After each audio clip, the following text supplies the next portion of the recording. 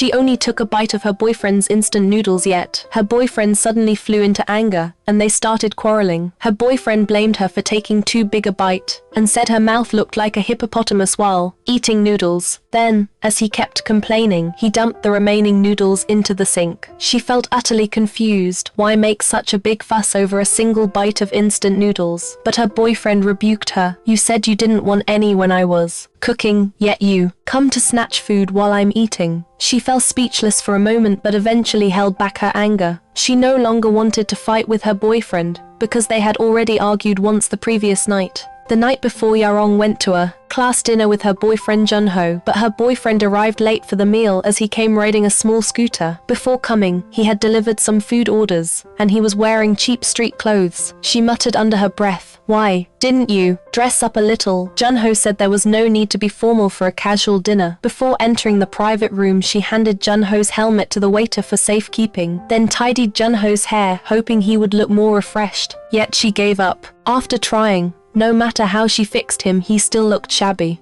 Everyone at the gathering were their university classmates, and all of them had achieved success in their careers. After a few rounds of drinks, the classmates quickly turned the topic toward Junho. Junho had been taking the civil service exam for 7 years and still failed to pass, remaining unemployed up to now. The classmates taunted Junho in a sarcastic tone. Their words masked as jokes were full of sneers. Junho seemed unable to catch the hidden meaning behind their remarks and clinked glasses and drank casually with everyone without a care. Meanwhile, Yarong tried to smooth things over for Junho and drank alcohol to hide her embarrassment. When the party ended, some classmates who own cars offered to drive them home. On the way back, she told Junho not to take food delivery jobs anymore. Earning little money from occasional deliveries, he should devote all his time to exam preparation. If you put in 100% effort, your chances of passing this year will be much higher. However, Junho felt upset after hearing this, thinking she looked down on food delivery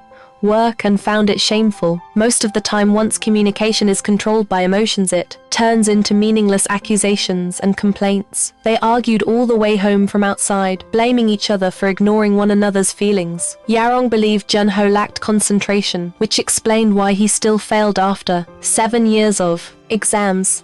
On the other hand, Junho thought she cared too much about Face and truly looked down on him. When bedtime came, Junho kept lying sideways with his back toward her. She stared at her boyfriend, unable to fall asleep for a long time. At that moment, she hesitated, wondering whether she should continue this relationship. Yarong and Junho had been in love for 9 years, and it was the 7th year since their university graduation. After graduating from college, she had wanted to become a painter, but she ended up working as a real estate salesperson because Junho could not find a job after graduation, and she needed to earn money to cover their daily expenses. For 7 years, Junho stayed home every day, reading books, hoping he would pass the civil service examination. Still, Junho had sat for the exam 7 years in a row, yet failed every single time. In the earlier years, Yarong had full faith in Junho, thinking she would marry him once he passed the civil service exam. Yet, 7 years slipped by, and she still saw no hope in Junho. By now, Yarong had saved up quite a sum of money and had supported Junho unconditionally for 7 years. 7 years could change many things and slowly cool the once eager expectations. A question lingered often in Yarong's mind: why had Junho failed the exam for 7 straight years? There were reasons behind his repeated failures. In truth, Junho never prepared seriously for the exams. Throughout these years, Junho muddled along, studying on and off without consistency. Perhaps relying on Yarong's support, he lived without any pressure. Even though he lived under someone else's roof, he still led a relaxed life. One day he played video games with friends at home when Yarong called him. He lied and told Yarong he was studying in the library. Yet only more than 10 minutes later, Yarong, who had left for work, suddenly returned home. Yarong asked why he was still at home. He lied again, saying he only came back to fetch his wallet. Faced with her boyfriend who accomplished nothing yet constantly told lies, the resentment Yarong had accumulated over years finally erupted. After being driven out of the house, Junho went to a cafe, hoping to buy a drink, but when he tried to pay, he found out his supplementary bank card had been deactivated by Yarong. He could only call his university friend, asking the friend to pay for his coffee. While chatting, his friend advised him to stop living off Yarong. Having relied on others for 7 years, Junho simply failed to understand that independent living was an essential skill.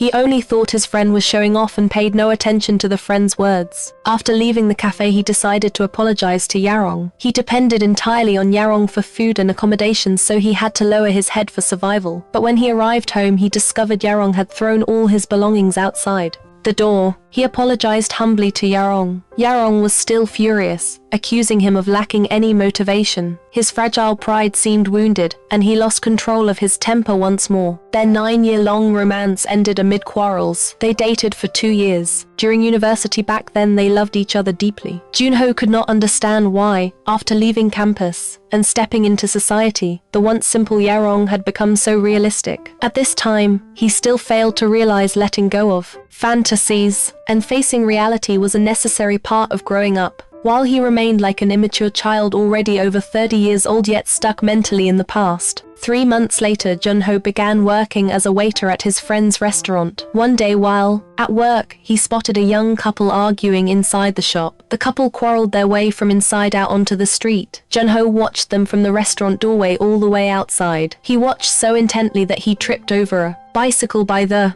road. The young girl witnessed this scene and it successfully made her laugh. Several nights afterward, the girl visited the restaurant alone. She took the initiative to talk with Junho and confessed she had broken up with her boyfriend. The girl was a college student nearby. Her previous relationship had only lasted half a year. When speaking about her ex-boyfriend, the girl named Anna opened up more easily. Her ex-boyfriend was a control freak who secretly checked her phone whenever she was not paying attention. What was worse, her ex-boyfriend already worked and earned money, so he always acted superior in daily life. Anna's words resonated with Junho. He thought Yarong also gave him that condescending feeling. That night he chatted with Anna for a long time, and they exchanged contact information before parting ways. After that, Junho and Anna met frequently and naturally became lovers. He found Anna different from Yarong. Anna never put pressure on him. Still being a student, Anna never talked about the future with him, nor blamed him for achieving nothing. Now,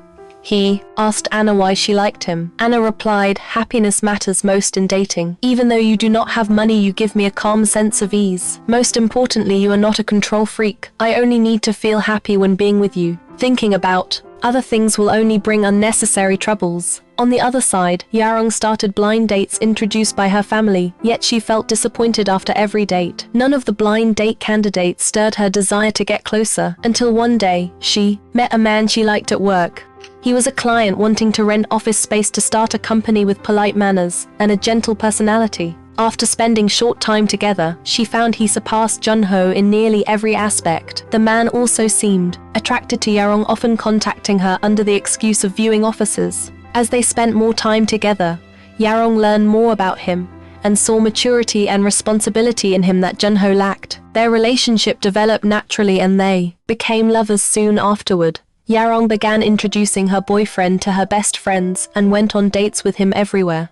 She was full of expectations for the future, believing it was only a matter of time before he proposed. However, one day a piece of news completely shattered Yarong's beautiful fantasies. Her best friend ran into her boyfriend at a kindergarten. He was there picking up his child. It turned out the man was already married. Without knowing the truth, Yarong had become a mistress. She rushed to the park to confront her boyfriend, yet he still lied and claimed he was unmarried.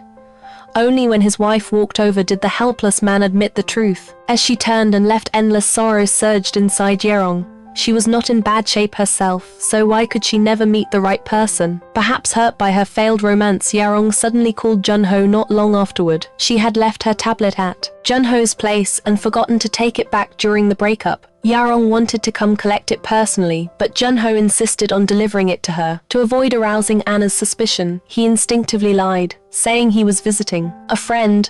They met again after 1 year. By now, Yarong had quit her job and started painting once more. Deep down, both of them understood retrieving the tablet was merely an excuse. Their breakup had been too hasty, and both hoped to clear things up on this. And decide alpha. Yarong thought their split stemmed from emotional burnout. They dated 2 years in university and lived together for 7 years after graduation. The excitement of romance had long faded. Once thrill and anticipation vanished, only trivial troubles of daily life remained. As they talked about why they broke up, they began quarreling just like old times. Yarong believed Junho bore greater fault for everything, while Junho thought Yarong should take primary responsibility. Their conversation ended in conflict and both felt there was no need to continue talking. It turned out even after years of staying side by side, their hearts had never truly drawn near each other. During a trip to the restroom, Junho noticed Anna had called him numerous times. Strangely enough, he chose not to call her back immediately. Before leaving, Junho asked Yarong, "Can we meet again later just as ordinary friends?" Yarong simply replied coldly, "You should go now." Junho froze for a second, nodded, and smiled at Yarong, then turned around and left without hesitation. Shortly after Junho departed, Yarong deleted Junho's phone number. Meanwhile, on the bus, Junho also erased Yarong's contact from his cell phone. After this meeting, both of them let go of unwillingness and completely gave up on each other. The phone numbers erased forever marked their final farewell to one another. When Junho arrived home, he found Anna had left without saying goodbye. He felt neither anger nor confusion.